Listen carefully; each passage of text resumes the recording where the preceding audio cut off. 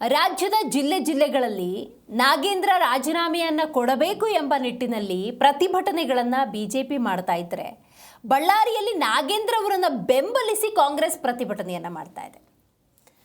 ಕಾಂಗ್ರೆಸ್ ಕಾರ್ಯಕರ್ತರು ಹಾಗೂ ಬೆಂಬಲಿಗರ ಪ್ರತಿಭಟನೆ ಇದು. ಎಲ್ಲಿ ನಡೀತು ನೋಡ್ತಾ ಹೋಗೋಣ.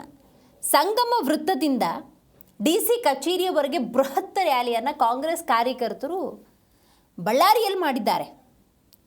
ಬಿಜೆಪಿ ವಿರುದ್ಧ ಘೋಷಣೆ ಕೂಗಿ ಪ್ರತಿಭಟನಾಕಾರರು ಆಕ್ರೋಶ ಹೊರಹಾಕಿದ್ದಾರೆ. ಬಿಜೆಪಿ ನಾಯಕರ ಪ್ರತಿಕೃತಿಯನ್ನು ದಹಿಸಿ ಮಾಡುತ್ತಿರುವಂತಹ ಕಾಂಗ್ರೆಸ್ನ ಹೋರಾಟ ಇದು. ರೆಡ್ಡಿ ಬ್ರದರ್ಸ್ ವಿರುದ್ಧ ಘೋಷಣೆ ಕೂಗಿದ್ದಾರೆ. ನಾಗೇಂದ್ರ ಪರ ಬಳ್ಳಾರಿಯಲ್ಲಿ ಬೆಂಬಲಿಗರ ಶಕ್ತಿ ಪ್ರದರ್ಶನ ಆಗಿದೆ.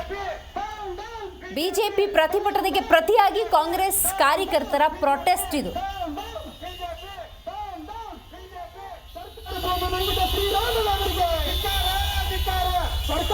ಅಂತಂದೇಳಿ ಏನ್ ಹೇಳ್ತಿದಾರೆ ಇವತ್ತು ಬಿಜೆಪಿಯವರು, ಅವರೇನು ಸಾಚಗಳಲ್ಲ.